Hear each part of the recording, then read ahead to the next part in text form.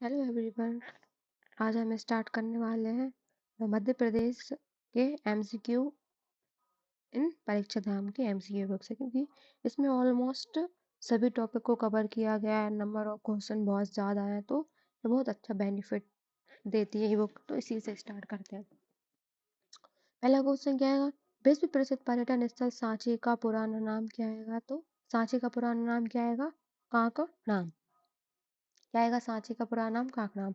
मध्य प्रदेश के अन्य स्थलों के प्राचीन नाम में मिलते हैं, जैसे सांची का कांकड़ाम हैगा, दसपुर मंदसौर का हो गया अपना, पंचालगढ़ हो गया अपना पचमणी, टुंडीकर हो गया दमोह, और चित्रकूट का ब्रह्मपुरी हो गया। तो सांची के बारे में देते हैं। तो सांची कौन हैगा? एक स्तूप है यहाँ पर।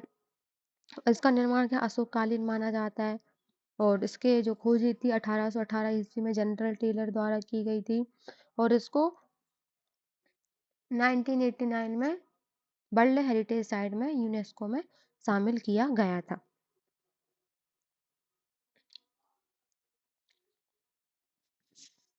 सेकंड क्वेश्चन क्या आएगा कि निम्नलिखित युग्मों पर विचार कीजिए कि प्राचीन नाम उसका कौन से जिले का वर्तमान नाम प्लेस का हैगा।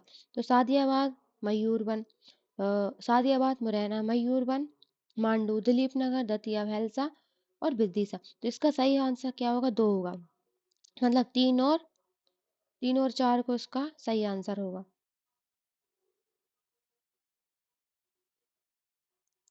दिलीप नगर किसको? दतिया को ही बोला जाता है, और भैलसा विदिशा को ही बोला जाता है। सादियाबाद मुरैना को नहीं इसका आंसर किया जाएगा।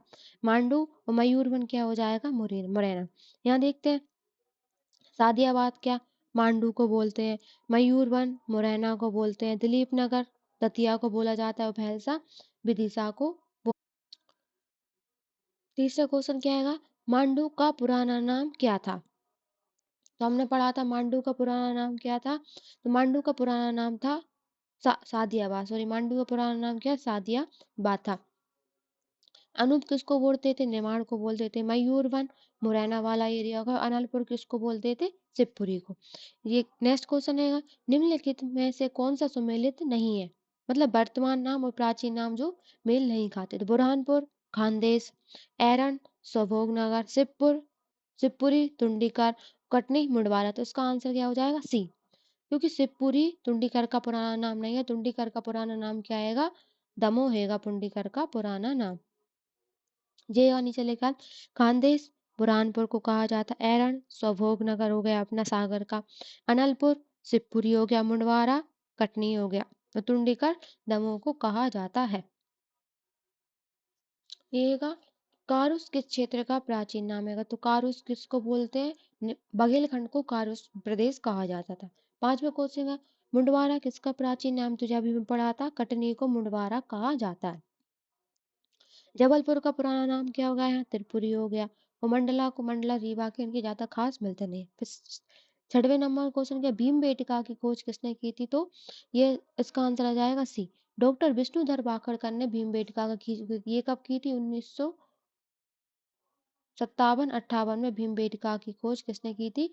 विष्णुधर बाखड़कर के द्वारा की गई थी।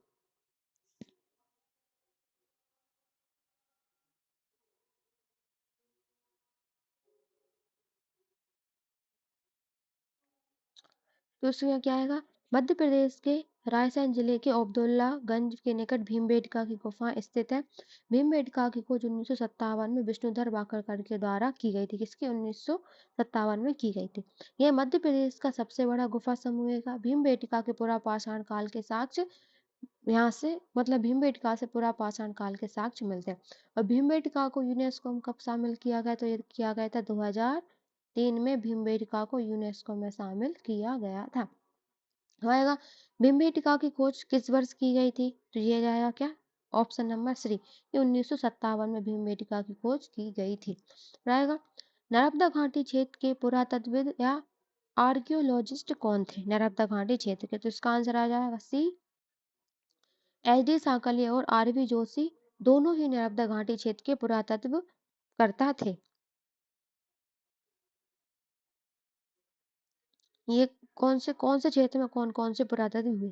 पहला का आएगा चंबल घाटी क्षेत्र में कौन थे? विष्णु वाकरकर और एच.बी. त्रिवेदी हुए थे। विष्णु वाकरकर किसने हो गए थे? ये नर्मदा घाटी वाला एरिया हो गया था और एच.बी. त्रिवेदी वाला मंदसौर वाला क्षेत्र हो गया था। फिर आएगा सोन घाटी क्षेत्र। सोन घाटी क्षेत्र में किसने की थी? तो निसार अहमद और जी.आर. शर्मा ने सोन घाटी क्षेत्र में की थी। चंबल घाटी में कौन हो गया? विष्णु वाकरकर, एच.बी. त्रिवेदी। नर्मदा घाटी में कौन हो गया? आर.बी. शर्मा और एच.डी. साकलिया हो गए। आर.बी. शर्मा और एच.डी. साकलिया। नर्मदा सोन घाटी क्षेत्र में सोन घाटी क्षेत्र में हो गए निसार अहमद हो गए और जी.आर. शर्मा हो गए। निम्नलिखित में से संबंधित स्थल से असंबद्ध कौन सा है? विष्णु वाकरकर, भीमबेटका, आर.वी. जोशी, सांची, एच.डी. साकलिया, नर्मदा टोली, एच.बी. त्रिवेदी, आगरा। तो इनमें ये विष्णु वाकरकर द्वारा भीमबेटका की खोज की गई थी, तो ये सही है। एच.डी. साकलिया ने नर्मदा टोली की खोज की थी, तो ये भी सही है। और एच.बी. त्रिवेदी द्वारा आगरा मंदसौर की खोज की गई थी, ये भी सही है। तो गलत कौन सा हो गया? Option number B. R V. Joshi ने सांची की खोज नहीं की थी। सांची की खोज किसने की थी? 1818 में जनरल टेलर द्वारा सांची की खोजा गया था। यहाँ क्या लिखा है? 1957 में विष्णु वाकरकर ने भीमबेटका की खोज की थी और आर.वी. जोशी ने होशंगाबाद जिले के आदमगढ़ की खोज की थी, ना कि सांची की खोज की थी। किसने? आर.वी. जोशी के द्वारा आदमगढ़ की खोज की गई थी। फिर एच.डी. साकलिया ने खरगोन में नर्मदा टोली की खोज की थी और एच.बी. त्रिवेदी ने मंदसौर में आवरा की खोज की थी। 10वां क्वेश्चन क्या आएगा?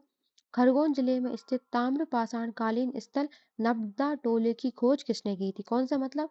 नर्मदा टोली कौन सा स्थल है? क्या ताम्र पाषाण कालीन एक स्थल है? इसकी खोज किसने की थी? तो इसकी खोज की थी एच.डी. साकलिया द्वारा नर्मदा टोली की खोज की गई थी। फिर आएगा 11वें नंबर का प्रश्न। हाल ही में किस नदी के किनारे प्राचीन शैल चित्र पाए गए हैं? तो ये कौन सा हो जाएगी अपनी? सक्कर नदी नरसिंहपुर में प्राचीन शैल चित्र पाए गए हैं। क्या है इसका? हाल ही में नरसिंहपुर जिले के करेली में सक्कर नदी के किनारे प्राचीन शैल चित्रों की खोज की गई है। फिर 12वां क्वेश्चन क्या आएगा? मध्य पाषाण काल से संबंधित पशुपालन के साक्ष्य कहाँ से प्राप्त होते हैं? मतलब जो पाषाण काल से जो संबंधित पशुपालन के साक्ष्य कहाँ से मिलते हैं? तो ये हो गया अपना आदमगढ़ से पशुपालन के साक्ष्य प्राप्त होते हैं। यहाँ क्या लिखा है? 10,000 से 7,000 ईसा पूर्व मध्य पाषाण काल में पशुपालन के साक्ष्य मध्य प्रदेश के आदमगढ़ होशंगाबाद से प्राप्त होते हैं। कहाँ से? आदमगढ़ होशंगाबाद से प्राप्त होते हैं। तो 13वें नंबर का क्वेश्चन है, चीनी यात्री हेनसांग ने मध्य प्रदेश के किस नगर को ऊ से येन ना के नाम से अपनी पुस्तक में उल्लेख किया? किसने? चीनी यात्री हेनसांग ने। जो अपनी बुक लिखी थी ना, उसमें मध्य प्रदेश के किस शहर को ऊ से एन ना के नाम से उसका वर्णन किया है? तो इसका आंसर आ जाएगा उज्जैन को उसने ऊ से एन ना कहा है। यहाँ क्या लिखा है? हेनसांग ने हर्ष के शासनकाल में भारतवर्ष की याद रखी थी। मतलब हेनसांग कब आया था? तो हर्ष के शासनकाल में आया था। इसे यात्रियों का राजकुमारी भी कहा जाता है। किसको? हेनसांग को।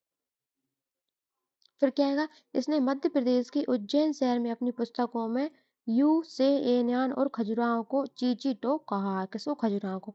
फिर 14 नंबर का क्वेश्चन, मध्य प्रदेश में ताम्रपाषाण युग के साक्ष्य किस स्थान से प्राप्त होते हैं?